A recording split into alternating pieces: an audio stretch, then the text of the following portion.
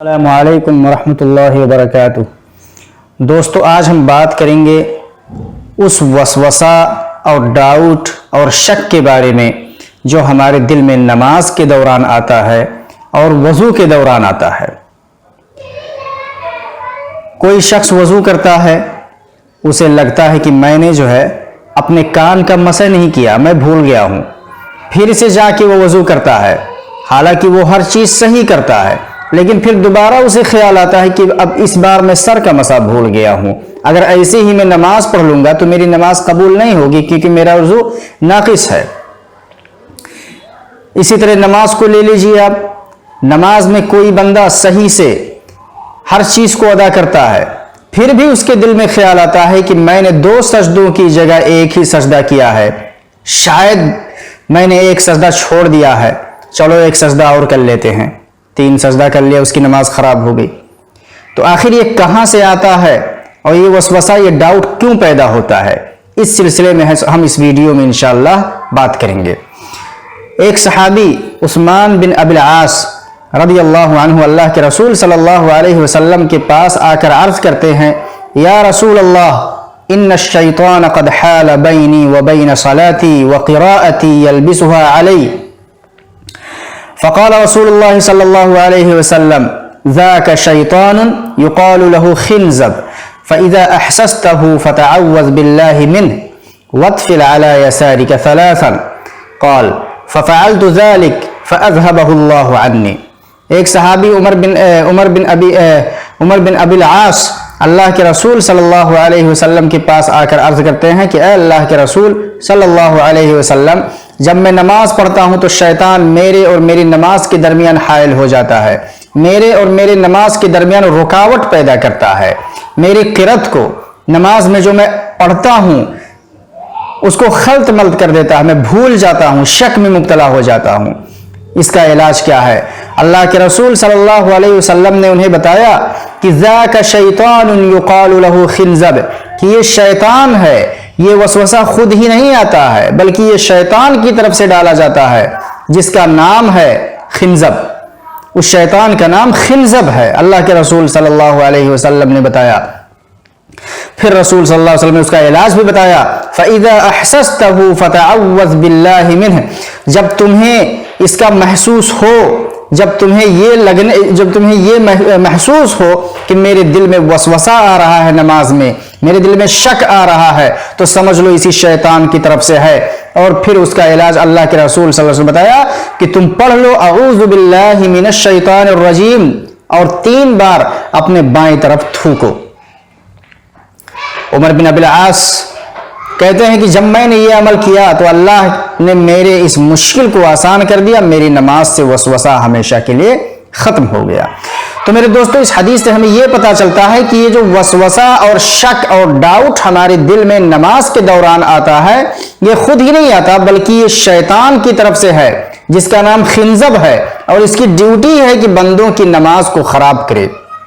اس کا کام ہی یہی ہے، یہ نمازیوں ہی کی تلاش میں رہتا ہے کہ کون بندہ نماز پڑھ رہا ہے، اس کے دل میں جا کے وسوسہ ڈالتا ہے کہ تم نے تو رکوع ہی نہیں کیا، تم نے 2 سجدوں کی جگہ 3 سجدہ کر لیا، تم نے 1 سجدے کی جگہ، تم نے 2 سجدوں کی جگہ 1 ہی کیا ہے، تمہارا نماز ناقص ہے، احتیاطاً 1 سجدہ اور کر لو۔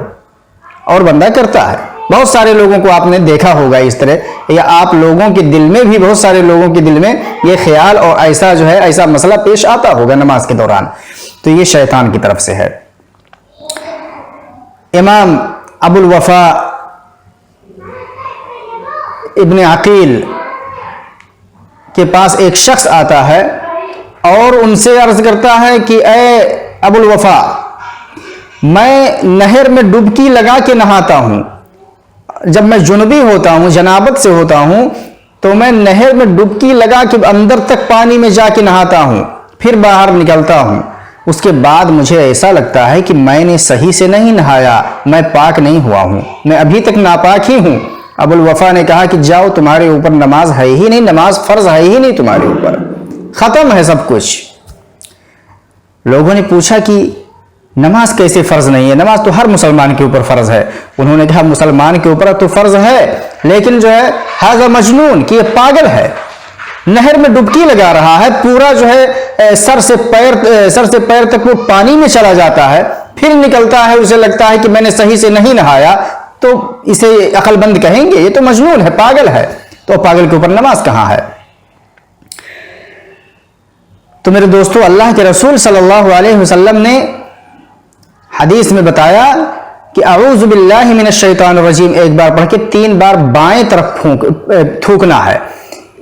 لیکن یہ کب ممکن ہے؟ جب بندہ اکیلا نماز پڑھ رہا ہو۔ اکیلے میں تو آسان ہے کہ آپ 3 بار تھوک دیں گے اعوذ باللہ پڑھ کے، لیکن اگر آپ جماعت میں نماز پڑھ رہے ہوں، آپ کے دائیں طرف بھی کوئی شخص کھڑا ہے، بائیں طرف بھی کوئی بندہ کھڑا ہے، نماز پڑھ رہا ہے، آپ کو وسوسہ آنے لگا، اعوذ باللہ پڑھ کے جب آپ بائیں طرف اپنے تھوکیں گے تو بتائیے وہ شخص کھڑا رہے گا آپ کے پاس؟ وہ تو بھاگ جائے گا۔ کتنی تکلیف اسے محسوس ہوگی کہ کیسا آدمی ہے میرے اوپر تھوک رہا ہے بائیں طرف۔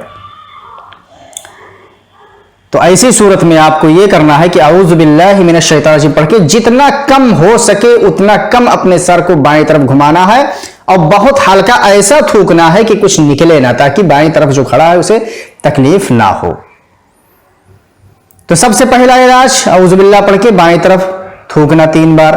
دوسرا علاج میں آپ کو بتانے جا رہا ہوں وہ ہے قوت ارادہ، قوت عزم۔ آپ یہ عزم کر لیں، پختہ ارادہ کر لیں کہ جب بھی میرے دل میں نماز کے دوران وسوسہ